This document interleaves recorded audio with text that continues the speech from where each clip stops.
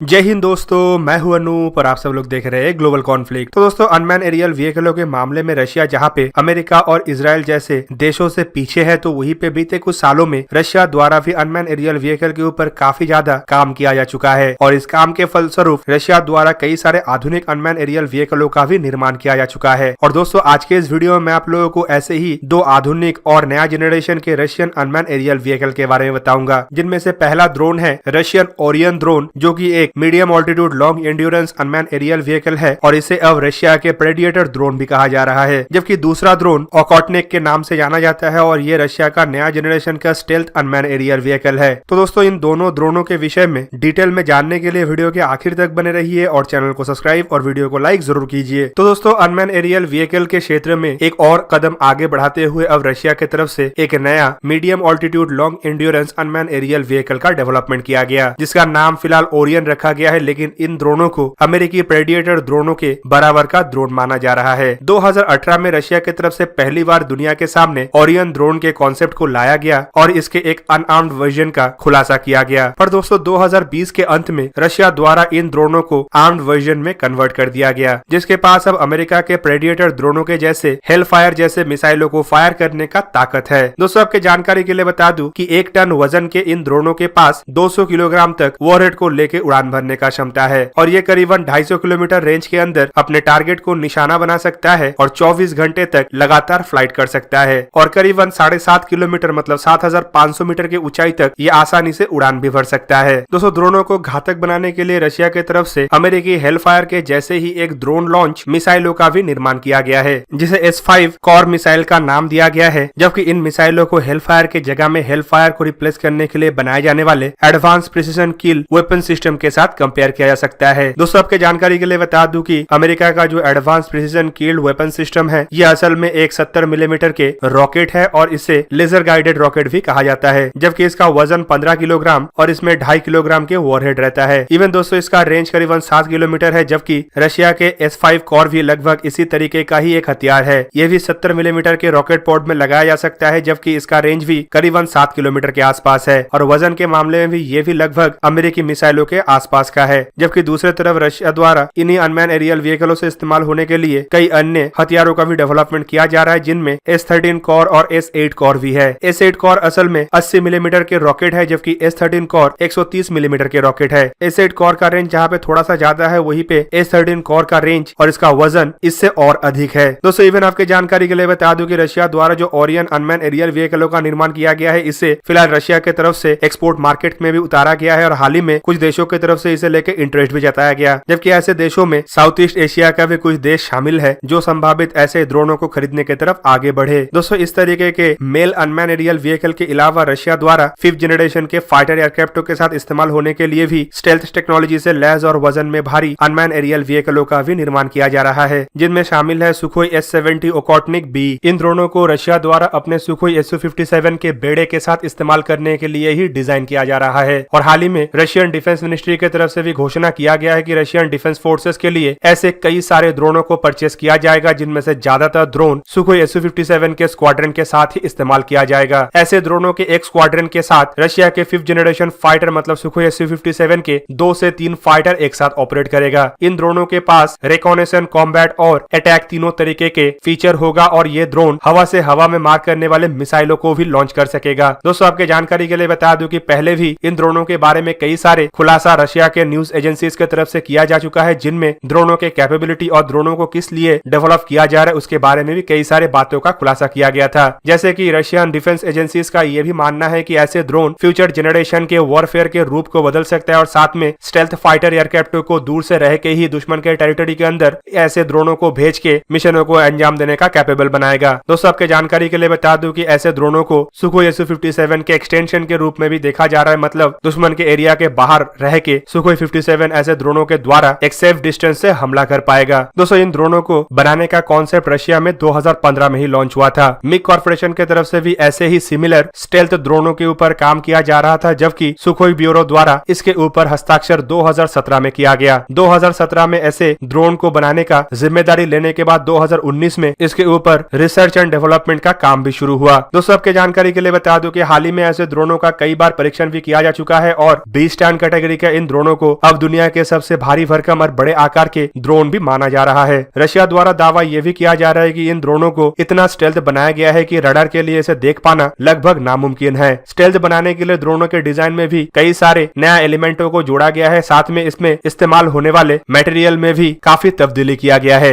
ऐसे भारी भरकम और आकार में बड़े ड्रोन फाइटर एयरक्राफ्टों के जैसे हर तरीके का हथियारों को कैरी कर सकेगा, जबकि इसमें हथियारों को रखने के लिए एक इंटरनल वेपन बे भी बनाया गया है ताकि इसके स्टेल्थ फीचर के ऊपर कोई असर ना पड़े। दोस्तों माना जा रहा है कि 2023-24 तक रशिया द्वारा इन ड्रोनों के ऊपर फाइनल काम को भी समाप्त कर लिया जाएगा और 2025 तक संभावित ऐसे ड्रोनों को रशियन बेड़े में बड़े मात्रा में इस्तेमाल भी करना शुरू कर दिया जाए। जबकि दूसरी तरफ ड्रोनों के साथ इस्तेमाल होने वाले सुखोई Su-57 फाइटर एयरक्राफ्टों को लेकर भी रशिया काफी हद तक आगे बढ़ चुका है और ऐसा पहला एयरक्राफ्ट 2020 के अंत में रशियन फोर्सेस में शामिल भी किया जा चुका है। माना जा रहा है कि 2024 तक ऐसे 22 एयरक्राफ्टों को रशिया अपने बेड़े में शामिल करना चाहता है, जबकि पहले फेज में जो 78 एयरक्राफ्टों का ऑर्डर दिया गया है, संभावित इन एयरक्राफ्टों को 2028 तक पूरी ऑपरेशनल कर लिया जाए। रशिया 2022 के बाद इन एयरक्राफ्टों के प्रोडक्शन को तेज गति करेगा, क्योंकि तब तक रशिया द्वारा इन एयरक्राफ्टों में इस्तेमाल करने के लिए नया जनरेशन के इंजनों का भी डेवलपमेंट किया जा चुका होगा। दोस्तों रशिया इन फाइटर एयरक्राफ्टों में फिलहाल 4th जनरेशन का इंजन का इस्तेमाल कर रहा है, जबकि 5th जनरेशन के इंजन का डेवलपमेंट लगभग खत्म हो चुका है और इसी वजह से फिलहाल 2022 तक लिमिटेड संख्या में ऐसे फाइटर एयरक्राफ्टों को 4th जनरेशन के इंजन के साथ रशियन फोर्सेस में शामिल किया जाएगा, जबकि 2028 तक जो बाकी एयरक्राफ्टों को शामिल किया जाएगा संभावित तो 5th जनरेशन के इंजन से लैस होगा। दोस्तों अब चलिए जानते हैं इन ड्रोनों के खासियतों के बारे में। ऐसे अनमैन एरियल व्हीकल को लेकर रशिया का कहना यह है कि इसका विंग स्पैन करीबन 20 मीटर के आसपास होगा, जबकि इसका एम्प्टी वेट 2000 किलोग्राम मतलब 20 टन के आसपास होगा। इसमें पावर सप्लाई के लिए एक इंजन का इस्तेमाल किया जाएगा और संभावित ये इंजन सैटर्न AL31F या फिर AL41F इंजन होगा, मतलब 123 से 147 किलो न्यूटन थ्रस्ट वाला एक हैवी इंजन, जिसका इस्तेमाल सुखोई 27, सुखोई 30 और सुखोई 35 जैसे फाइटर एयरक्राफ्टों में किया जा रहा है। ड्रोन के रफ्तार को लेकर अभी से ही कहा जा रहा है कि इसका मैक्सिमम रफ्तार 1000 किलोमीटर पर आवर तक हो सकता है, जबकि इसका मैक्सिमम रेंज 6000 किलोमीटर तक होगा, जबकि इसका कॉम्बैट रेडियस करीब 4000 किलोमीटर के आसपास हो सकता है और इसमें टोटल 2 इंटरनल वेपन बे है, जिसका कुल क्षमता करीबन 2000 किलोग्राम है, जिसमें गाइडेड अनगाइडेड अलग अलग तरीके का हथियारों को लगाया जा सकता है और संभावित इसमें एयर टू एयर मिसाइल भी होगा, क्योंकि रशिया द्वारा इसे कॉम्बैट फॉर्म में भी इस्तेमाल करना है। दोस्तों इसके अलावा इसमें electro optical targeting system, radio, electronic warfare system, आधुनिक रडार जैसे इक्विपमेंटों का भी इस्तेमाल किया जाएगा। दोस्तों रशिया के इन ड्रोनों को बेसिकली अब अमेरिका या यूरोप की तरफ से डेवलप किए जाने वाले कुछ अन्य एडवांस ड्रोनों के साथ भी कंपेयर किया जा रहा है, जिनमें अमेरिका के नॉर्थेफ ग्रुमन द्वारा बनाए जाने वाले X-47V और फ्रांस के डसॉल एविएशन द्वारा बनाए जाने वाले एन-यूरोन नामक ड्रोन के साथ कंपेयर किया जा सकता है। जबकि चाइना भी ऐसे ही सिमिलर कॉन्सेप्ट के तहत आगे बढ़ रहा है और भारत का भी ऐसा ही एक सिमिलर कॉन्सेप्ट को हम ऑरा ड्रोन के नाम से भी जानते हैं। दोस्तों ऑरा या फिर भारत का स्टेल्थ कॉम्बैट ड्रोन फिलहाल अंडर डेवलपमेंट है और इसका कैपेबिलिटी भी रशिया के ओकोटनिक जैसा ही होगा। जबकि एरो इंडिया 2021 में ऑरा ड्रोन बनाने से पहले उसका जो स्वेप्ट ड्रोन के ऊपर काम किया जा रहा है उसके बारे में भी कई सारे खुलासा किया जा चुका है। दोस्तों आपके जानकारी के लिए बता दूं कि स्वेप्ट ड्रोन असल में ऑरा ड्रोन का ही एक छोटा वर्जन होगा, जिसे फिलहाल टेक्नोलॉजी डेमोन्स्ट्रेशन के हिसाब से ही डेवलप किया जा रहा है, ताकि इसके डेवलपमेंट के सक्सेस का इस्तेमाल करके फाइनली बड़े आकार के अनमैन एरियल व्हीकल को डेवलप किया जा सके। तो दोस्तों ये था आज का वीडियो। अगर आपको वीडियो अच्छा लगा तो उसे लाइक कीजिए और मेरे चैनल को सब्सक्राइब कीजिए और साथ में बना हुआ बेल आइकन को भी प्रेस कर दीजिए, ताकि आप मेरा वीडियो देख पाए सबसे पहले। जय हिंद।